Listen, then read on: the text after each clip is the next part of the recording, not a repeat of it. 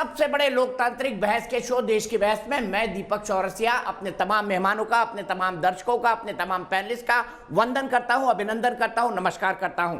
आप जानते हैं देश की बहस देश का इकलौता बहस का शो है जो दर्शकों की राय के आधार पर चलता है। हम आपको 3 सवाल देते हैं, उसमें ही आप बहस का मुद्दा चुनते हैं और आप सीधे अपने घरों से जुड़ के पब्लिक के मंच के जरिए देश की बहस की दशा और दिशा को आगे बढ़ाते हैं, धार और रफ्तार देते हैं बहस को। आज मेरे साथ पब्लिक के मंच में रजत शुभ्रा रेवाड़ी से जुड़ेंगे, हर्षराज सिंह गाजियाबाद से जुड़ेंगे, सीता चौधरी जी जयपुर से जुड़ेंगी और हेमंत जायसवाल साहब लखनऊ से जुड़ेंगे। लेकिन सबसे पहले ग्राफिक्स के जरिए देख लेते हैं आज कौन से 3 सवाल दिए थे। आज का सबसे बड़ा मुद्दा संसद में संग्राम और किसानों का जंतर मंतर पर किसान संसद, इसी मुद्दे को आप लोगों ने बहस का मुद्दा बनाया है, इसी पर आज हम बहस करेंगे। आज संसद सत्र के दौरान किसान जो अभी तक सीमाओं पर बैठे थे, हमारे अन्नदाता, वो आज निकलकर जंतर मंतर तक पहुंचे।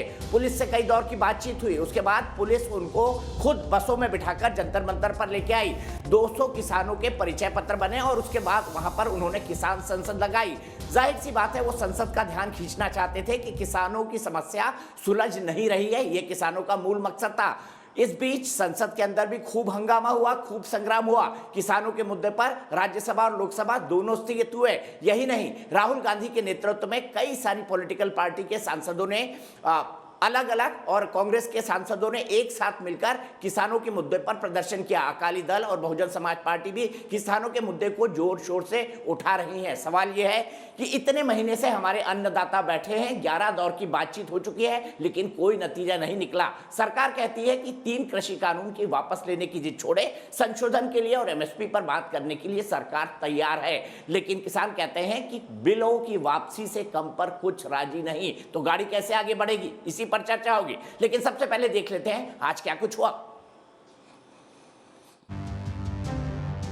जहां एक और संसद भवन के भीतर किसानों के मुद्दे पर विपक्ष का हंगामा जारी रहा, वहीं दूसरी ओर अन्नदाता अपनी मांगों को लेकर दिल्ली के जंतर मंतर में जुटे। अन्नदाता ने भी किसान संसद लगा सरकार से कृषि कानूनों को वापस लेने की मांग फिर दोहराई। किसान भी पार्लियामेंट चला सकता है, सेशन चला सकता है, किसान भी यहाँ पे जो संसद है वो अपनी किसान संसद चलाएगा। किसानों की संसद थोड़ी है, ये तो देश की जनता की संसद है। ये जो 3 कानून आए हैं, इस कानूनों का दुष्परिणाम इस देश की जनता भोग रही है, जिस पर केंद्र सरकार ने जांच बिठाई है। ये हम चाहते हैं सरकार चर्चा करे और उसको समाधान करे। दूसरी ओर संसद के भीतर भी विपक्ष के हंगामे से दोनों सदनों में कार्रवाई बाधित रही। इस बीच कृषि मंत्री नरेंद्र सिंह तोमर ने एक बार फिर किसानों से आंदोलन वापस लेने की अपील करते हुए उन्हें खुले मन से बातचीत करने का न्योता दिया। बिल के किस प्रावधान पर उनको आपत्ति है, अगर वो आपत्ति बताएंगे तो आज भी सरकार खुले मन से उनके साथ चर्चा करने को तैयार है। कांग्रेस ने भी संसद के बाहर विरोध प्रदर्शन किया और कृषि कानून वापस लेने की मांग की। 3 कानून लाके परेशान कर रहे हैं, हम किसानों के साथ हैं। देश की बहस में चर्चा है कि संसद के मॉनसून सत्र के दौरान सरकार और अन्नदाता के बीच गतिरोध खत्म होने की कितनी संभावना है।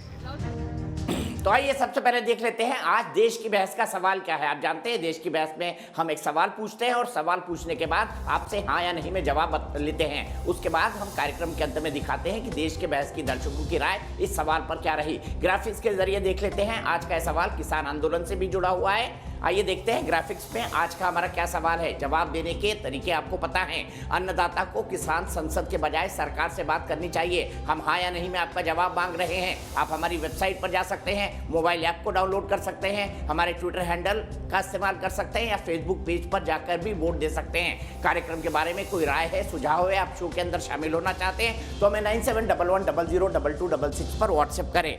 मेरे साथ इस वक्त जुड़ गए हैं वरिष्ठ पत्रकार राहुल देव जी, जो मेरे संपादक भी रह चुके हैं, संजू वर्मा जी, भारतीय जनता पार्टी की राष्ट्रीय प्रवक्ता, रमनीक मान साहब जो कि खुद एक किसान हैं और बड़े पुरजोर ढंग से अपनी बातें रखते हैं, कांग्रेस पार्टी के फायर ब्रांड राष्ट्रीय प्रवक्ता अखिलेश प्रताप सिंह मेरे साथ जुड़े हैं और किसान नेता जगतार सिंह बाजवा जो लगातार अनशन पर बैठे हुए हैं, धरने पर बैठे हुए हैं, वो भी मेरे साथ बॉर्डर से जुड़ रहे हैं। सबसे पहले मैं शुरुआत करना चाहूंगा जगतार जी आपसे और आपसे पूछना चाहता हूं हल कैसे निकलेगा अगर बात नहीं होगी तो?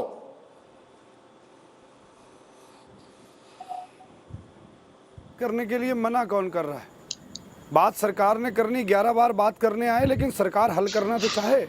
सरकार हल करना नहीं चाहती, बात करना नहीं चाहती, तो एक बात से हल निकलेगा? बिल्कुल, ये तो हम कब से कह रहे हैं। किसान बात करने के लिए तो बॉर्डर पे बैठे, जहां आपने तारवाड़ लगा करके उन्हें रोक रखा है। तो किसान मजदूर अपने बच्चों के साथ सड़क पर बैठे, बात करने के लिए बैठे हैं, लेकिन किसी शर्त के साथ बात नहीं होगी। बिना शर्त सरकार आमंत्रित करे तो किसान तो बात ही करने आए हैं, और क्या करने आए हैं किसान। लेकिन जगतार जी, अगर दोनों पक्ष अड़े रहे तो फिर तो रास्ता निकलेगा ही नहीं, अनंत काल तक चलता रहेगा। और टिकैत साहब तो कहते हैं कि भाई चलेगा, ये तो चलेगा, 2024 तक चलेगा। तो इस एटीट्यूड के साथ समाधान कैसे निकलेगा? ये तो एटीट्यूड, किसानों का क्या एटीट्यूड हो सकता है यार? किसान अपनी खेती छोड़ करके, अपने बच्चे छोड़ करके बैठे। किसान तो चाहते हैं जितनी जल्दी हल निकले और वो अपना जा करके काम करें, खेती बाड़ी देखें। एटीट्यूड तो इस सरकार का है, जिसको लोकतांत्रिक व्यवस्थाओं पर यकीन नहीं रहा, जिसको संविधान पर विश्वास नहीं है, जो हमारी चुनी हुई सरकार हमें आंखें दिखा रही है यार। तो ये तो सरकार को समझना चाहिए। हम कह रहे हैं, किसान कह रहे हैं, मजदूर कह रहे हैं कि इन कानूनों को रद्द कर दें, उसके बाद बैठें और अच्छे कानून बना लें। अगर कानून हमारे लिए हैं, हमें पसंद नहीं है, तो फिर सरकार को परेशानी क्या उन्हें रद्द करने में? भाई, हमारी फसल का MSP मांग रहे हैं, हम न्यूनतम समर्थन मूल्य मांग रहे हैं, जो सरकार तय करती है, वो देने में परेशानी क्या है आपको भाई? ठीक है, मैं सीधे संजीव वर्मा जी के पास चलता हूं। संजीव वर्मा जी, क्यों शर्त लगा रहे हैं आप बातचीत के लिए? बिना शर्त बातचीत कर लीजिए, क्योंकि आप भी अड़े हुए हैं, किसान भी अड़े हुए हैं, ऐसे में तो कोई रास्ता निकलेगा नहीं। दीपक जी, नरेंद्र सिंह तोमर हो, पीयूष गोयल हो, अमित शाह हो, खुद प्रधानमंत्री हो, हम सबने एक स्वर में ये कहा है कि किसानों का हित हमारे लिए सर्वोपरि है। हम किसानों के हित के प्रति पूरी तरह से प्रतिबद्ध हैं। ये बात कहते हुए मैं आज पूरी तरह से मीनाक्षी लेखी, जो कि केंद्र में मंत्री हैं, उनका समर्थन करती हूँ, क्योंकि उन्होंने जो बात कही वो बिल्कुल सही है। सुनने में कुछ लोगों को जरूर चुभन हुई। हाँ, उन्होंने कहा मवाली हैं किसान, आप समर्थन करती हैं। आप बीच में मत टोकिए। उन्होंने कहा किसान मवाली हैं और आप समर्थन करती हैं। मैंने इनको टोका नहीं था। हाँ, चुपचाप सुनिए मेरी बात। ना तो मवाली कहने वालों का समर्थन करेंगे आप? हाँ, आप भी सुनिए ना, मवाली कहने वालों का समर्थन करेंगे आप? हाँ, दीपक जी, या तो ये बोलना, आप भी मवाली कह रहे हैं, आप सबसे बड़े मवाली हैं, आपकी पार्टी में सब मवाली भरे पड़े। जगतार जी, उनकी बात सुन लीजिए, आपके पास मैं तुरंत काउंटर के लिए आऊंगा। आप एक महिला हैं, आपको अधिकार नहीं है किसानों मजदूरों का अपमान करने का, चाहे वो मीनाक्षी लेखी हो, चाहे कोई हो। हम अपमान नहीं बर्दाश्त करेंगे बिल्कुल। मैं डिबेट से निकल के आप सम्मान से बोलेंगे, बिल्कुल। आप हमारी बहन है, हम आपसे सम्मान से बोल रहे हैं, आप सम्मान से बोलिए। आप कैसे कह दिया आपने मवाली है भाई? आज मवालियों को संसद में आज जंतर मंतर पे मवालियों को बुलाया था आपकी सरकार ने। ये सब मवाली भर रखे हैं भारतीय जनता पार्टी की गवर्नमेंट में, सब मवाली हैं। ये जो किसानों मजदूरों को मवाली बोलोगे आप, शर्म नहीं आती बिल्कुल भी आप लोगों को? मैं संजू वर्मा जी से अपील करूंगा, संजू वर्मा जी आप आ जाइए। जगतार सिंह जी अपनी बात रखेंगे, आप भी अपनी बात रखिएगा। लेकिन रमनीक मान जी जो मुद्दा उठा रहे हैं जगतार सिंह बाजवा जी, क्या ये कहना उचित है? क्या इस संबोधन से संबोधित करना चाहिए किसानों को? बर्दाश्त नहीं होगा बिल्कुल भी। संजू जी बताइए, क्या ये शब्द उचित है? आप या तो मेरे को बात खत्म करने का मौका दें, या तो मैं डिबेट नहीं करूंगी। नहीं, आप बोलिए जगतार जी, प्लीज सुन लीजिए उनको सुन लीजिए पहले, उसके बाद आप काउंटर करिएगा। आप सुन लीजिए उनको, फिर मैं आपसे सवाल पूछूंगा, फिर जवाब दीजिएगा। बोलिए संजू जी। जी ठीक है जी। और अभी जैसे आपने इनको पूरा स्क्रीन पर लेकर अलग कर दिया था, मुझे अपनी बात कहने का मौका मिलना चाहिए। पहली बात तो ये कि किसान, हम उनके प्रति पूरी संवेदना रखते हैं, और मैंने कहा किसानों के प्रति हम पूरी तरह से वचनबद्ध हैं। पर किसानों की आड़ में जो मवाली आंदोलनबाजी कर रहे हैं, हम उनको पूरी तरह से, हम उनकी जो हरकतें हैं उसका खंडन करते हैं। मुझे बताइए, 24 जून को केंद्र मंत्री सोम प्रकाश पर, होशियारपुर पर किसने हमला किया? आंदोलन जीवियों ने। 26 जनवरी लाल किले पर किसने हमारा भारत के सरकार का फ्लैग को निकालकर निशान फ्लैग लहराया? यही आंदोलन जीवियों ने। 30 जून को भारतीय जनता पार्टी के सीनियर नेता अमित वाल्मीकि पर गाजीपुर बॉर्डर पर किसने हमला किया? यही मवाली आंदोलन जीवियों ने, आज इन आंदोलन जीवियों ने एक पत्रकार पर हमला किया जंतर मंतर पर। इन आंदोलन जीवियों ने कुछ महीने पहले बंगाल की आई एक युवती के साथ सामूहिक बलात्कार किया। तो ये जो यहाँ पर थोड़ा पढ़ के भी आया करो, चार्जशीट पढ़ो क्या है दिल्ली पुलिस की, जो अमित शाह के अंडर में आती है पुलिस, एक लड़की वो किसी पर आरोप साबित नहीं कर पाई। और आप यहाँ पर बैठकर बीजेपी को भाषण देते हो, शर्म करो। लड़की का गैंगरेप करने के बाद आपने इतनी ये निकम्मी सरकार है भारतीय जनता पार्टी की। एक बहन का बलात्कार अगर हुआ तो उनके दोषियों को क्या सजा मिली अभी तक, क्या सजा मिली? और आप जैसी पार्टी हमें सबक देती है, कुलदीप सेंगर जैसों को, चिन्मयानंद जैसों को जो पालती है पार्टी, वो हमें सबक सिखाएगी क्या किसानों को? जो किसान मजदूर जो सड़कों पर बैठे हैं उसको जिंदा जलाकर आप कहते हैं कि मुकेश ने बहन जी थोड़ी बहुत हमारी बहन होने के नाते शर्म रखो। आपकी पार्टी में कितने बलात्कारी हैं? ठीक है, मैं दोनों को रोकता हूँ। मेरे ख्याल से आरोप प्रत्यारोप से आगे की बात होनी चाहिए, आरोप प्रत्यारोप से आगे की बात होनी चाहिए। इसीलिए मैं सीधे राहुल देव जी के पास चलता हूं। राहुल देव जी अगर ऐसे ही हार्ड स्टैंड रहेंगे तो फिर बात की गाड़ी आगे कैसे बढ़ेगी, बताइए। आंदोलन जीवियों ने किया। आदरणीय संजू जी बोलने का अवसर देंगी तो मैं कुछ निवेदन करूं। मुझे बहुत दुख है कि इस तरह के शब्दों का प्रयोग यहाँ हुआ, और मुझे दुख है कि आज हमारी मित्र मीनाक्षी लेखी ने भी इन शब्दों का प्रयोग किया। आप तथ्य तो अभी छोड़ दें, सत्य क्या है, तथ्य क्या है, स्थितियां क्या हैं, लेकिन सार्वजनिक रूप से इस तरह की बातें करना एक मंत्री को और सरकार के मंत्री को शोभा नहीं देता, और खास तौर पे एक ऐसे वर्ग से जिसके आप हितैषी होने का दावा करें, उसके लोगों को ये संदेश नहीं देना चाहिए। ये बहुत दुर्भाग्यपूर्ण है और मैं बहुत चकित हूँ कि इस तरह के शब्दों का प्रयोग किया गया। अगर यही रुख रहा तो जो आपने पूछा है दीपक, इसका सीधा मतलब है कि सरकार चाहती ही नहीं कि वो इसको सुलझाए। वो चाहती है या उसने ये तय कर लिया है, उसकी समझ में ये आ गया है कि ये थोड़े से लोग हैं, ये ऐसे करते रहेंगे, इनको आंदोलन करते रहने दो, हम अपनी जगह पे बैठे रहेंगे, हमें जो करना है हम वो करते रहेंगे। इससे कोई हल निकलने वाला नहीं है, और इससे ये तो एक संदेह खड़ा होता है कि सरकार हल निकालने चाहती भी है कि नहीं। नरेंद्र सिंह तोमर तो बहुत संयत बात कर रहे हैं, मैं समझता हूँ गंभीर आदमी हैं, वो उसकी बात करनी चाहिए। किसानों को भी ये समझना पड़ेगा कि अड़ने से, जिद से कोई भी मसला आज तक दुनिया में हल नहीं हुआ ठीक से। लोकतंत्र ऐसे नहीं चलते। तो दोनों पक्षों को आगे आकर बातचीत करनी पड़ेगी, चाहे वो जितनी लंबी चले। देखिए, हमारे देश में बहुत बड़ी बड़ी समस्याएं हैं जो कई दशक चली हैं। उत्तर पूर्व के राज्यों की कई समस्याएं ऐसी रही हैं जिन पे कई दशक तक बातचीत केंद्र और उन आंदोलनकारियों के बीच में होती रही, लेकिन उनका हल निकला है, हल निकले हैं। पंजाब में भी हल निकले हैं। तो बातचीत के रास्ते में, बातचीत के समाधान में विश्वास पहली जरूरत है, और उस हिसाब से तैयारी की पहली जरूरत है। ठीक है, मैं सीधे यही सवाल लेता हूं। विश्वास की कमी है सरकार और किसानों के बीच, बताइए संजू वर्मा जी, फिर मैं रमनीक भाई और अखिलेश प्रताप सिंह जी के पास जाऊंगा।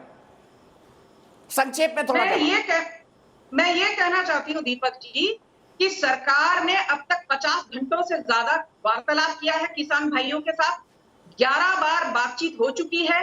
नरेंद्र सिंह तोमर जी ने हाथ जोड़कर कहा कि आप प्रस्ताव रखिए, हम उस पर जरूर सोच विचार करके आपके सामने वापस एक दोबारा प्रस्ताव रखेंगे। पर यह कहना कि माई वे और दी हाईवे, सरकार के सर पर बंदूक रखकर कहना कि आप कोई कंडीशन के बिना सीधा ये कानूनों को वापस ले लो क्योंकि ये काले कानून है, ये तो नहीं होने वाला है। आप यदि हट धर्मी दिखाओगे, आप यदि जिद पर आ जाओगे, तो ये सुन लीजिए कि ये सरकार आपके जिद के दबाव के अंदर आकर कोई निर्णय नहीं लेगी।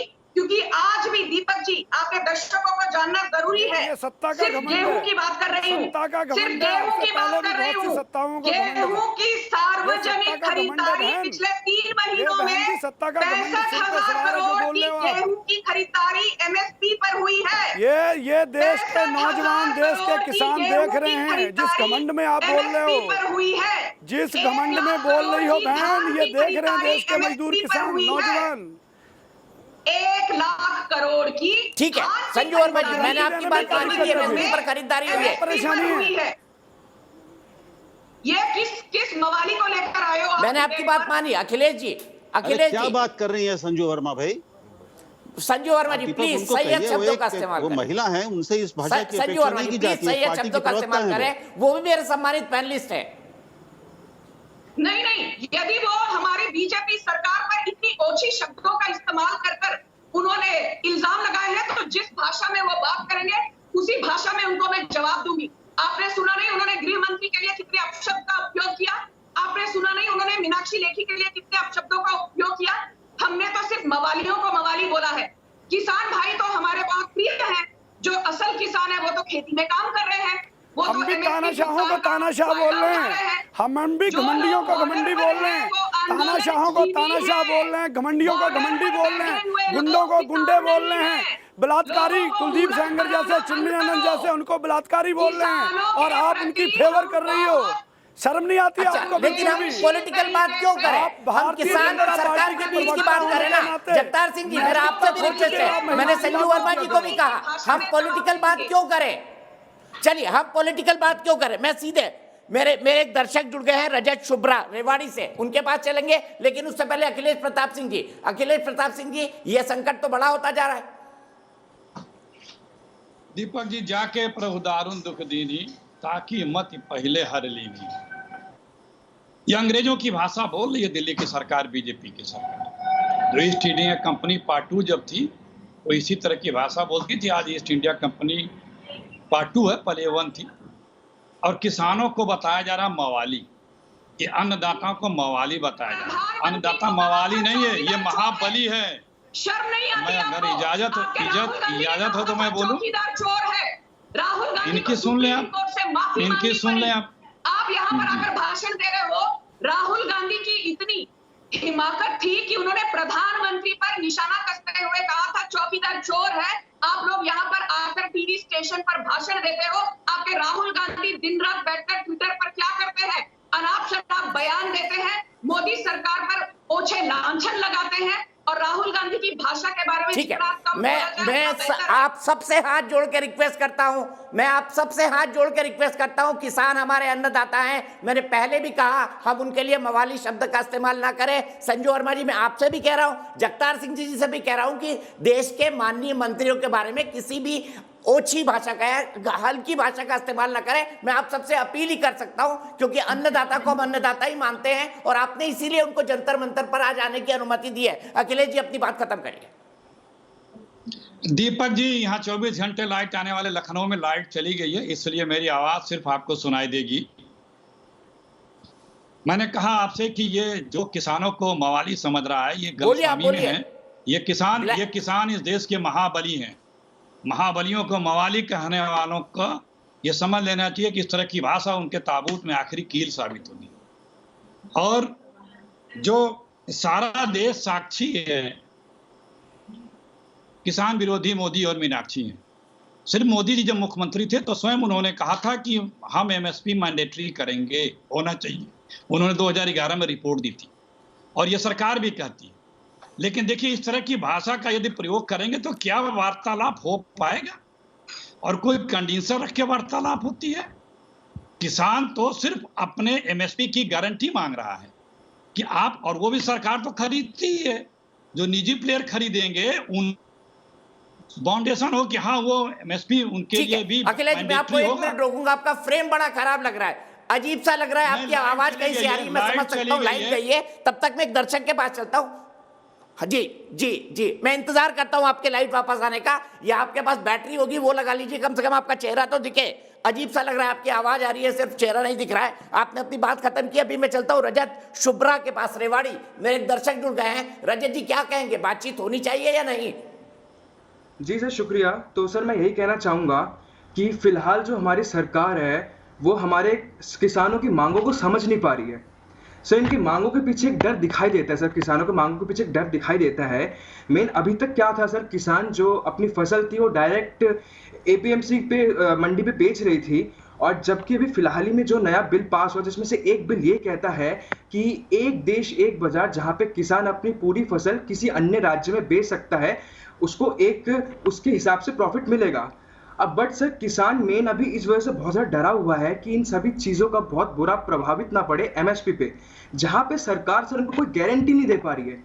वो सरकार, हमारी सरकार किसानों को गारंटी नहीं दे पा रही है कि एमएसपी पे कोई प्रभाव आएगा नहीं आएगा, एमएसपी रहेगी या नहीं रहेगी। इसी वजह से सर किसान बहुत ज्यादा डरा हुआ है। मेन दिक्कत यहाँ पे आ रही है सर। और साथ ही साथ सर कोई किसान, बहुत अच्छी बात कही रजत आपने। मैं सीधे चलता हूं अभी, ठीक है, मैं सीधे चलता हूं रजत, मेरे पास आपके लिए इतना ही वक्त है। मैं सीधे चलता हूं रमनीक भाई के पास। रमनीक भाई, विश्वास का इतना बड़ा संकट पैदा हो जाएगा तो बात है कैसे आगे बढ़ेगी? आप क्या कहेंगे किसान नेताओं को, आप क्या कहेंगे किसान के तौर पर सरकार को? दीपक जी, मैं 2-3 बातों का उल्लेख करके फिर आपके प्रश्न का उत्तर देता हूं। पहली बात तो मैं आपके चैनल पे पहले भी दोहराया है कि राकेश बाल्यान ने हिंदुस्तान अखबार को जो अपना बयान दिया था उसके अंदर उसने इन्हीं तीनों कानूनों की तारीफ की थी, और वो उल्लेख बड़े वाज़े तौर पे सामने है। और पंजाब का जो मुख्य विपक्षी दल है, मुख्य विपक्षी दल नहीं, विपक्षी दल अकाली दल के तीनों शीर्ष नेताओं ने, चाहे वो प्रकाश सिंह बादल हो, सुखबीर बादल हो, हरसिमरत बादल हो, उन्होंने इन तीनों कानूनों की तारीफ करी है। तारीफ के अंदर कसीदे पड़े और बाद में अब ये सब बदल गए हैं। मेरा कहना केवल मात्र इतना है कि हिपोक्रेसी को और जो तथ्य हैं उनको जरा जुदा करके देखा जाए। और जहाँ पे बात आती है सरकार की किसानों के प्रति प्रतिबद्धता की, और कांग्रेस के जो अभी प्रवक्ता बोल रहे थे, तो मैं उनको सीधा प्रश्न पूछना चाहता हूँ कि जिस वक्त वो सत्ता में, तो उन्होंने किसानों के लिए क्या किया? जबकि ये सुब्रमण्यम स्वामी कमीशन की जो कमीशन की रिपोर्ट की बात करते हैं, उस कमीशन की रिपोर्ट को 8 साल तक भूपेंद्र सिंह हुड्डा अपने पैरों के नीचे दबा के रखे, उसको लागू नहीं किया। अब बात यह है कि किसानों के अंदर जैसे इंडस्ट्री के लिए सुधार आए, कानून आए और व्यापक कानून आए, अगर किसानी से जुड़े हुए कानून आते हैं, देखिए बाजवा साहब, मैंने आपकी बात सुनी, please don't do this, please don't. मैं आधे घंटे के बाद अपनी बारी में बोल रहा हूँ, प्लीज आप जरा मेरी बात को सुनिए। स्वामीनाथन कमीशन की रिपोर्ट को लागू नहीं करना कांग्रेस की सबसे बड़ी फेलियर। हाँ नहीं, कोई बात नहीं सर, कोई बात नहीं। मैंने आपकी बातें सुनी है, मैं आपको बहुत ध्यान से सुनता हूँ और मैं आपको बड़ी संजीदगी से लेता हूँ। उसी का कारण है कि आप लोग जो बार बार एक बात को उठा लेते हैं, कभी किसान को मवाली कहना, कभी किसान को अन्नदाता ना मानना, किसान को, देखिए जिस प्रकार की घटनाएं घटित हुई हैं उसमें जिम्मेवारी कहीं ना कहीं आपकी भी है। बार बार ये कहना कि सरकार देखे, सरकार करे, कार्रवाई करे, पंगु सरकार, पुलिस पंगु, ये सब चीजें अच्छी नहीं लगती हैं। जो आपने इकोसिस्टम एक 5 किलोमीटर के दायरे के अंदर क्रिएट कर रखा है, उसके अंदर जो गुंडा, जो मवाली, जो डिफॉल्टर, जो बेल जंप किया हुआ, देखिए प्लीज ऐसे नहीं, देखिए ऐसे नहीं, ऐसे नहीं, बाजवा साहब प्लीज, बस अब देखिए फिर मैं डिबेट नहीं करूंगा आपके साथ सर, मैं आपके साथ डिबेट नहीं करूंगा। देखिए ऐसे नहीं है, नहीं मैं बात कर रहा हूँ ना, आपकी क्या जिम्मेवारी है? आपकी नाक के नीचे बलात्कार होता है, आपकी जिम्मेवारी क्या है? ऐसे नहीं चलेगा बाजवा साहब, आपकी नाक के नीचे। अरे मुकेश बुढ़, सरकार की जिम्मेदारी है, फांसी दो उनको जिन्होंने बलात्कार किया। सरकार की जिम्मेदारी है, बलात्कार किया, फांसी दो ना, तलवार चलाई जाती है, फांसी दो। ये निकम्मी सरकार है, फांसी क्यों नहीं दे रही? जिम्मेवारी नहीं है, सारी जिम्मेवारी सरकार की। आप लोग क्या कर रहे हैं?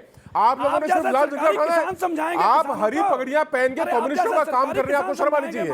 मैं इस भाषा का प्रयोग नहीं करना चाहता था, आप मजबूर कर रहे हैं। आप ये हरी पगड़ी बांध के बैठे हैं, आपको कोई अधिकार नहीं है, आप कम्युनिस्ट हैं, आप कम्युनिस्टों का काम कर रहे हैं। आप बताइए, हननमोला किसान है, ये योगेंद्र यादव किसान है, दर्शन पाल किसान है, कौन सा किसान है? चिल्लाना बंद कीजिए, स्टॉप शाउटिंग, स्टॉप शाउटिंग, चिल्लाना बंद कीजिए, ये नाटक मत कीजिए, ड्रामा मत कीजिए। सुनो बाजवा, बाजवा सुनो, चिल्लाओ मत, बात सुनो, चिल्लाना बंद करो। और ये बताओ, ये तुम्हारा योगेंद्र यादव 8 जगह नहीं है इसके नाम पे, ये किसान है, ये आनंद मोला ये किसान है, ये वरा राव ये किसान है। तुम लोग वहाँ पे शर्जीली शराब, अरे सुनो, तुम वहाँ पे कम्युनिस्टों की रिहाई के लिए पोस्टर लगाते हो, तुम मर जा मोदी, हाय मोदी के तुम नारे लगाते हो, तुम किसान हो। क्या कहें तुम्हारे को, बताओ क्या कहना चाहिए तुम्हारे को? किस बात से? एक मिनट, हम व्यक्तिगत ना हो, हम व्यक्तिगत ना हो, बाजवा साहब आपसे भी, रमनीक मान साहब आपसे भी रिक्वेस्ट है, तेरे जैसे लोग पगड़ी बांध मैं अन्नदाता के लिए किसी भी कठोर शब्द का इस्तेमाल नहीं करना चाहता।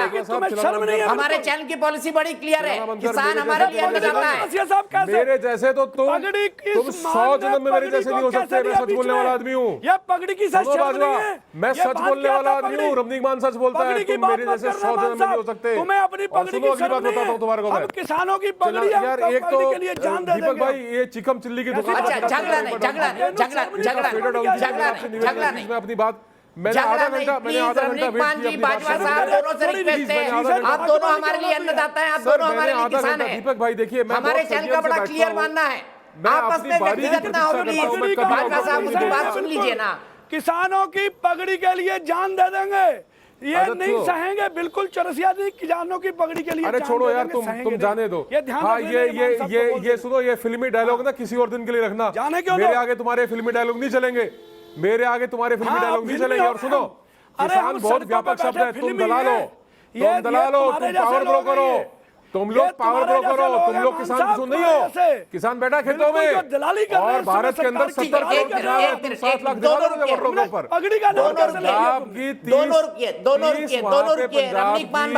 रमनीक मान भाई, जगतार सिंह बाजवा साहब, दोनों रुकिए। अपने आप को किसान कहते हो, तुम्हारा शर्म आनी चाहिए। कहाँ है किसान की बात करता है तू? कौन से किसान हो तुम? अरे छोड़ो, तुम पगड़ी की बात ना करो। पगड़ी गुरु साहब की दीवी है, उसको कौन हाथ लगा सकता है? ये सेंटीमेंट मत विवेक करो।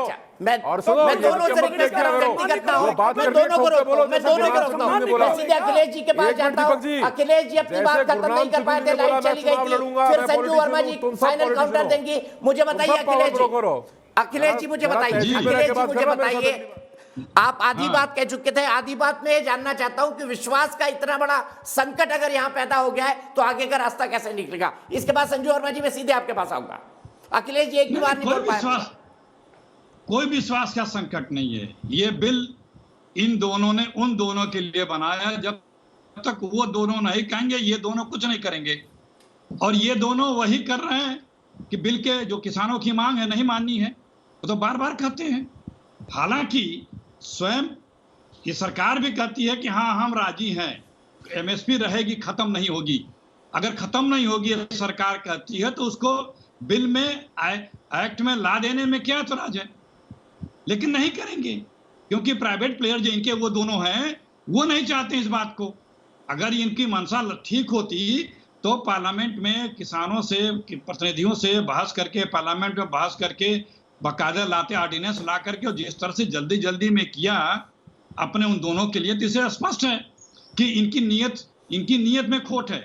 किसानों की नीयत तो साफ है कि भाई बहस करो, बात करो, हमारी प्रॉब्लम को सॉल्व करो, क्योंकि गवर्नमेंट का मामला है। इसी सवाल का जवाब लेता हूं।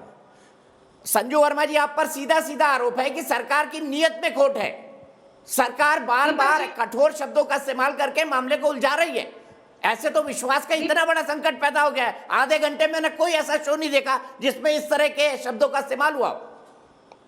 दीपक जी, मैं दोबारा आपके माध्यम से कहना चाहती हूँ कि किसानों का हम बहुत आदर करते हैं, और जो हमने मवाली शब्द का इस्तेमाल किया था वो आंदोलन जीवियों के लिए है, और उसके लिए मैं बिल्कुल क्षमा नहीं मांगूंगी, क्योंकि ये वही आंदोलन जीवी है जिन्होंने हमारे राष्ट्र ध्वज का अपमान किया था 26 जनवरी को, और निशान साहब का झंडा लहराया था लाल किले पर।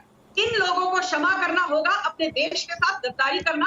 और मैं देश गद्दार नहीं हूं, मैं देशद्रोही नहीं हूं, मैं अपने देश से बहुत प्रेम करती हूं। दूसरी बात, जहां बात आती है नियत की, तो मैं साफ साफ कह दूं कि हमारी कथनी और करनी में कोई अंतर नहीं होता। 2014 से लेकर 2020 तक धान में मोदी सरकार ने 6 लाख करोड़ की सार्वजनिक खरीदारी की है, और गेहूं में लगभग 4.25 लाख करोड़ की। और जैसा मैंने बताया, जब लगभग सिर्फ 3-3.5 महीनों में, पिछले 3-3.5 महीनों में 65,000 करोड़ की खरीदारी गेहूं में हुई है एमएसपी पर, तो एमएसपी हटाने का तो सवाल नहीं उठता। रही बात प्रधानमंत्री किसान सम्मान निधि योजना की, हमने 1,35,000 करोड़ दिए हैं किसानों को। जब आप खरीदारी कर रहे हो तो कानून बनाने में परेशानी क्या है? बना दीजिए, तो चाहे प्रधानमंत्री बना दीजिए ना कानून। फसल बीमा योजना हो, प्रधानमंत्री किसान सम्मान निधि योजना हो, एमएसपी हो, जितनी एमएसपी 6 सालों में मोदी सरकार ने दी है, और डीजल का रेट, कांग्रेस ने डीजल का क्या रेट है, पेट्रोल का क्या रेट है, दी थी।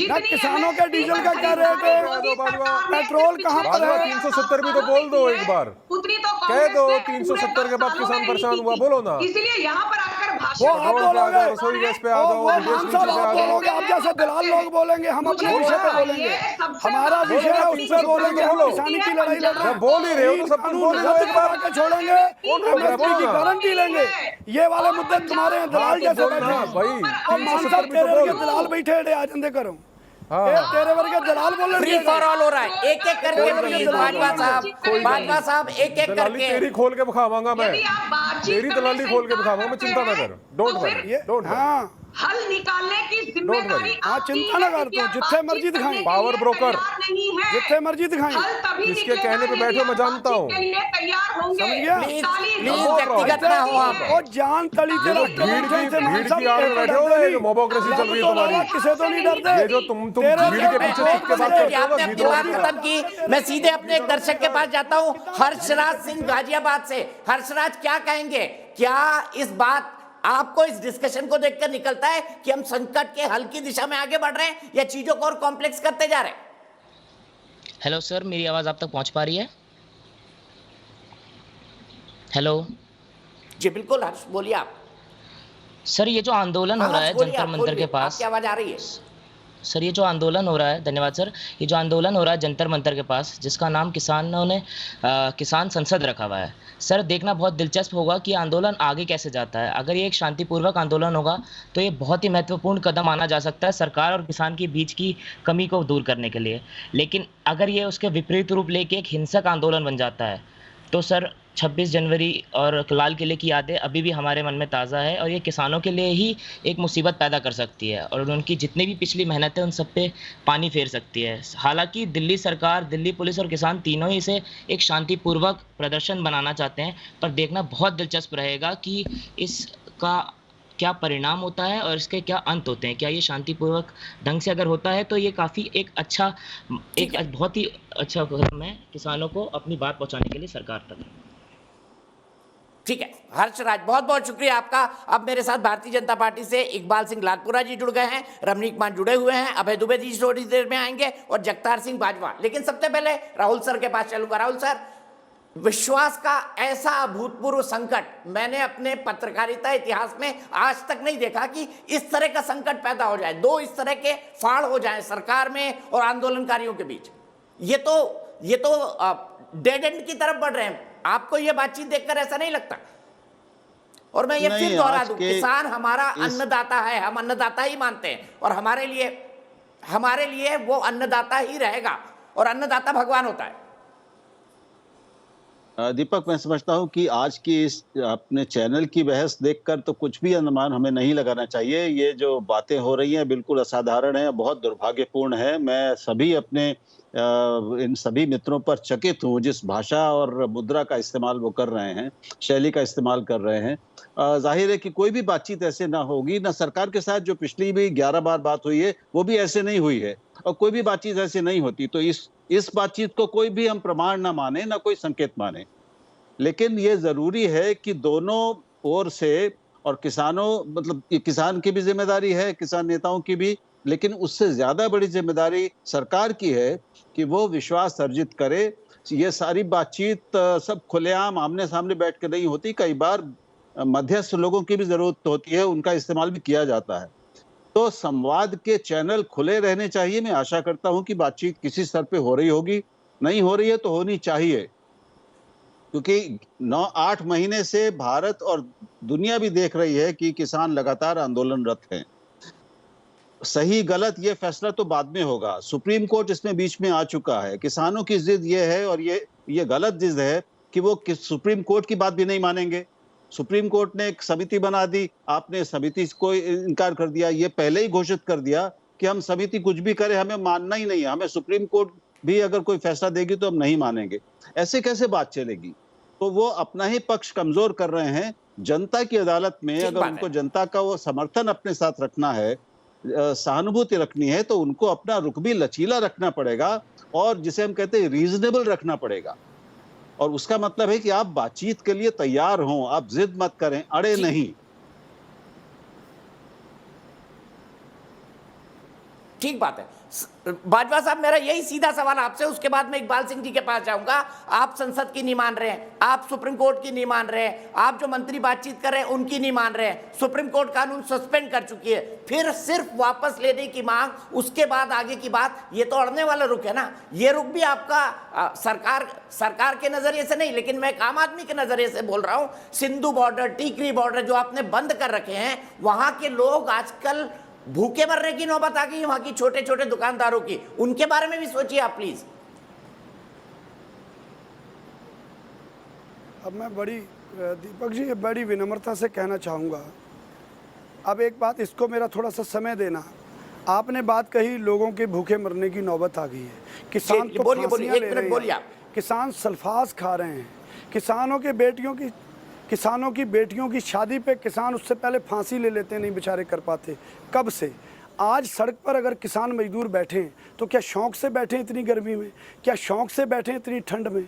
दूसरी बात आप कह रहे हो संसद की बात नहीं मान रहे हो, कौन सी संसद ने कब कहा? हम तो संसद से कह रहे हैं कि भाई ये कानून हमें अभी नहीं चाहिए, आप इनको रद्द कर दो। जब संसद हमारा भला करना चाहती है और हमें लगता है कि इसमें हमारा भला नहीं है, तो उसको ये रद्द कर देना चाहिए कि जब हमारे भले की बात कर रहे हैं और हमारा भला इससे नहीं होता हमें लगता है, तो उसे रद्द करने में परेशानी क्या है? आप कह रहे हो, प्रधानमंत्री कह रहे हैं एमएसपी थी, अब मेरा काउंटर सवाल सुन लीजिए। एमएसपी पूरे देश का किसान तो ये नहीं कह रहा है ना, पूरे देश के किसान तो ये नहीं कह रहा है ना बाजवा साहब। तो आप एमएसपी के पे कानून बनाने की बात को करने को तो सरकार राजी है, पर आपने कंडीशन ये रख दी है कि पहले कानून वापस लो। कब राजी? कानून तो रद्द है, अभी कानून तो लागू भी नहीं है, सुप्रीम कोर्ट ऑलरेडी रद्द कर चुका है। दीपक जी सुनिए, एक मिनट सुनिए। 11 बार जो वार्ता हुई, उसमें जब इन कानूनों पर कोई पेंच फंसता था तो प्रस्ताव सरकार के आगे रखा गया कि चलो तब तक एमएसपी पे बात कर लें। तो आपके जो वार्ताकार मंत्री हैं उन्होंने कहा एमएसपी पे तो बात ही नहीं होगी, पहले कानूनों पे बात होगी। तो हम भी कह रहे हैं फिर पहले कानून पे ही बात होगी, पहले कानून रद्द कर लो फिर एमएसपी पे बात कर लेना। हमने तो 11 बार की वार्ता में कहा था कि अगर कानून पे बात अगर नहीं हो रही है तो तब तक हम एमएसपी पे बात कर लें। तो कल एमएसपी घोषित कर दें। कल एमएसपी कहा गया था कि point by point specific proposal लेकर आप आइए। आपसे तो ये भी कहा गया था ना, पॉइंट बाय पॉइंट तो 11 बार क्या लेकर आइए। क्या किया? 11 बार जिद है, यस और नो, कानून आप वापस लेंगे या नहीं लेंगे? ठीक है, मैं इकबाल सिंह लालपुरा जी के पास चलता हूं। ठीक है, इकबाल सिंह लालपुरा जी के पास चलता हूं। हर पॉइंट टू पॉइंट चर्चा हुई है, पॉइंट टू पॉइंट चर्चा हुई है इस पे।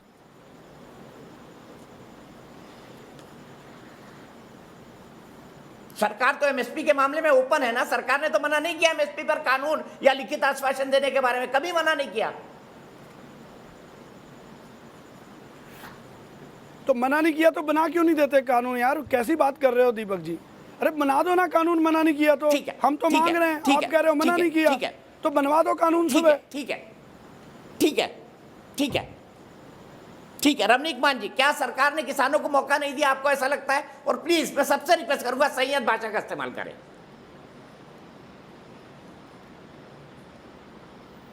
नहीं, ऐसा है कि सरकार ने 11 दौर की वार्ता करी। 11 दौर की वार्ता में अगर ये निकल के आया कि आप वहाँ पे बैनर लेके जाएं कि येस या नो, हाँ या ना में जवाब दीजिए, और अगर आप ये कहें कि साहब या तो जीत के जाएंगे या मर के जाएंगे, और अगर आप उस कानून को जिसका आप विरोध कर रहे हैं उसकी मेरिट्स के ऊपर आप बात करने को तैयार नहीं हैं, और वो लोग जो इस कानून की प्रशंसा कर चुके हैं आप उसका विरोध कर रहे हैं, चाहे वो राजनीतिक लोग हों या तथाकथित किसान नेता, तो कहीं ना कहीं उनकी मंशा के ऊपर, उनकी नीयत के ऊपर शक आता है। आप 11 छोड़ के आप और 11 दौर की, आप और 11 दौर की, 33 दौर, 44 दौर, 55 दौर की आप वार्ता कर लीजिए।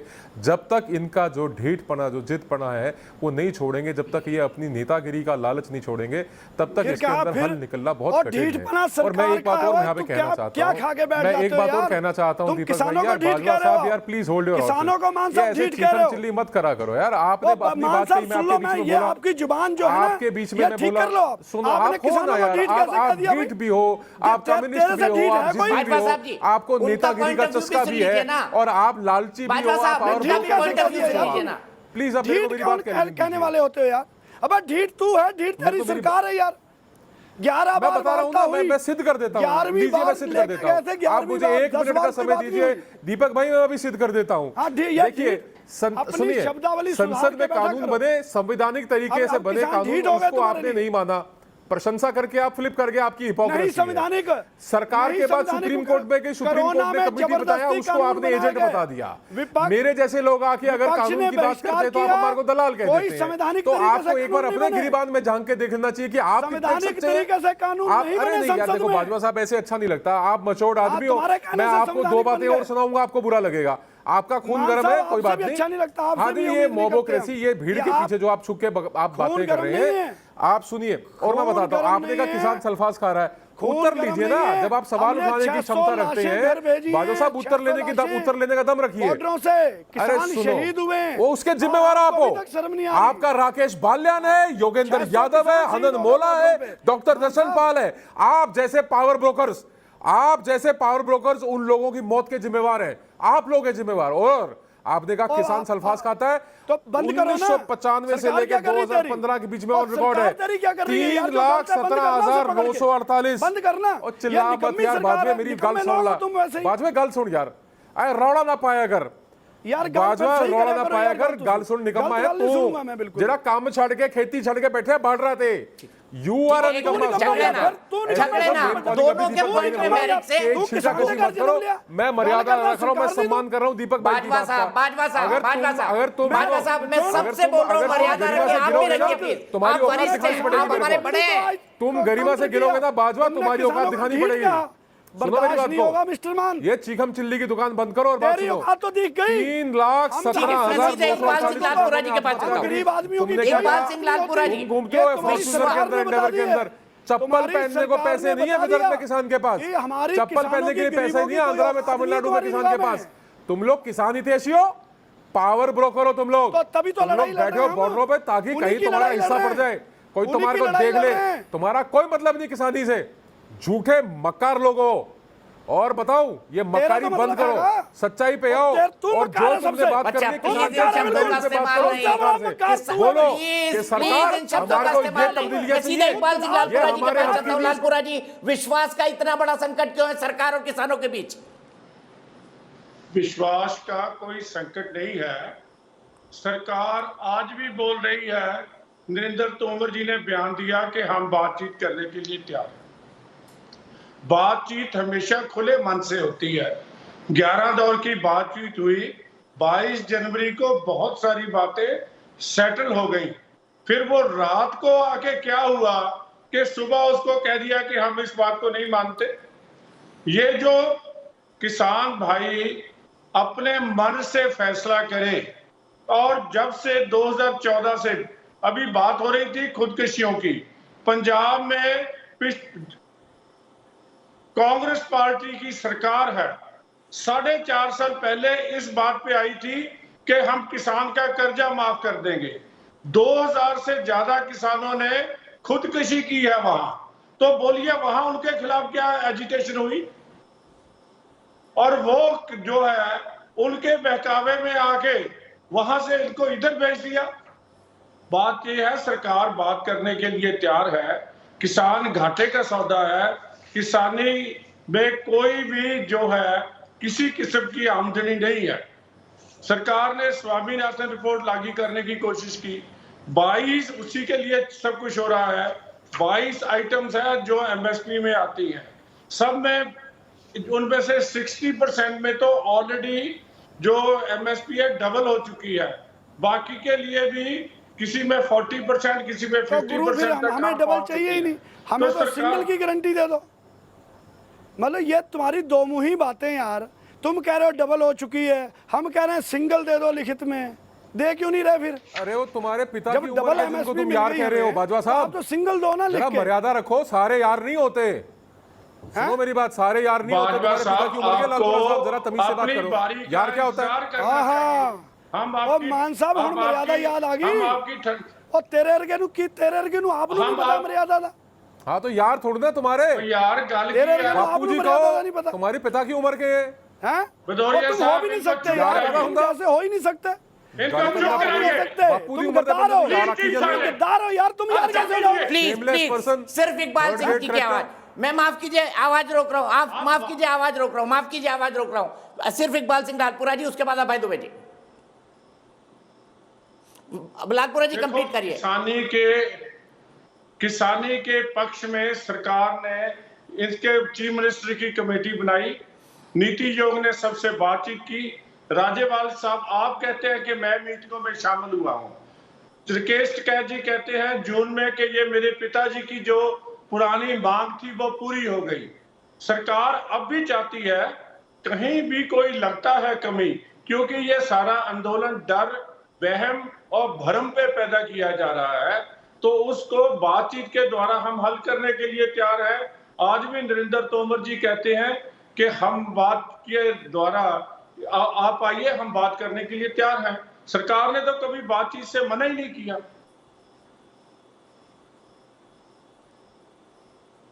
ठीक है अभय जी, विश्वास का इतना बड़ा संकट क्यों है दोनों पक्षों में? क्या वाकई सरकार का कहना है कि कुछ लोग जो हैं इस मुद्दे पर राजनीति कर रहे हैं, क्या आपको भी ऐसा लगता है? दीपक जी देखिए, सरकार ने किसानों के विश्वास में विष का वास घोल दिया है, विश्वासघात किया है। प्रधानमंत्री जी ने अटल बिहारी वाजपेयी जी की बात नहीं मानी, प्रधानमंत्री जी ने किसानों की बात नहीं मानी, 3 काले क्रूर कानूनों को लेकर प्रधानमंत्री जी ने प्रतिपक्ष की बात नहीं मानी, खुद प्रधानमंत्री जी और तो और खुद वो मुख्यमंत्री रहते जो कहते थे वो बात नहीं मानी। अटल जी ने एपीएमसी एक्ट का मॉडल एक्ट दिया 2003 में और ये अपेक्षा की कि एग्रीकल्चर स्टेट सब्जेक्ट है, इसलिए हम उस राज्यों को प्रेरित करें और ये कानून बनाएं। शरद पवार साहब ने इस दौरान 3 चिट्ठियां लिखी और ये मोदी जी स्वीकारते हैं पार्लियामेंट में। 2019 दिसंबर में दिया हुआ जवाब है। ये कानून के हूबहू सारे provision, establishment of private market, contract farming, provision of e trading, single point levy market, unified single trading licence, सारे इंप्लीमेंटेड हैं। इंप्लीमेंटेड क्या और क्या नहीं है जो इन्होंने जोड़ दिया वो है ये एसेंशियल कमोडिटी एक्ट का सेक्शन 3 में 1A जो ऐड कर दिया वो नहीं है, जिसमें फूड प्रोसेसर और वैल्यू चेन पार्टिसिपेंट को असीमित मात्रा में संग्रहण की अनुमति दे दी। आपने दे दी प्रधानमंत्री जी, तो फिर ये कर दीजिए कि जो किसान कह रहे हैं कि हमको एमएसपी का एक कानून बना दीजिए। कानून बनाने की बात क्यों कह रहे हैं? मोटा अनाज इस बार उत्पादित हुआ है 490 लाख टन, खरीदा कितना सरकार ने? सिर्फ 11 लाख टन। धान और गेहूं खरीदा जाता है, बाकी 6 से 7% से ज्यादा फसल का प्रोक्योरमेंट नहीं करती सरकार, किसान बाजार के भरोसे रहता है। अब बात आई कि क्यों क्रेडेंशियल्स मोदी सरकार के इस तरीके के हैं कि किसान विश्वास नहीं कर रहे हैं। मैं सिर्फ 10 सेकंड में इस पर प्रकाश डालता हूं। प्रधानमंत्री जी जैसे ही आए, सत्ता पर बैठे, उन्होंने 3 अध्यादेश लेकर आए। भूमि के उचित मुआवजे का कानून जो सबने पास किया था, उस पर एक के बाद एक 3 अध्यादेश लाए, किसानों का विश्वास उठा। दूसरा आदेश पारित किया कि देश भर में जो बोनस दिया जा रहा था धान और गेहूं पर, उनकी भी सरकारों द्वारा, वो भी सारा बंद करा दिया। फिर तीसरा उन्होंने शपथ पत्र दिया कि कॉस्ट का 50% ऊपर हम नहीं दे सकते, सुप्रीम कोर्ट में एक शपथ पत्र दे दिया। चौथा, प्रधानमंत्री फसल बीमा योजना, जिसका मैं सुन रहा था अभी संजू वर्मा कह रही थी। आपको मैं नया खुलासा करता हूं, एक आखिरी बात नया खुलासा करता हूं। गुजरात प्रांत ने फसल बीमा योजना रिफ्यूज कर दी प्रधानमंत्री जी की, जिसको सबसे विश्व में अच्छी कहते थे। उन्होंने कहा कि 26,000 करोड़ रुपए का मुनाफा निजी कंपनियों को हुआ है और इतनी ऊंची प्रीमियम गई है कि गुजरात प्रांत वहन नहीं कर सकता। बिहार ने पहले से बंद कर रखी, तेलंगाना और हैदराबाद ने भी मना कर दिया, सारे राज्य इसको मना करेंगे।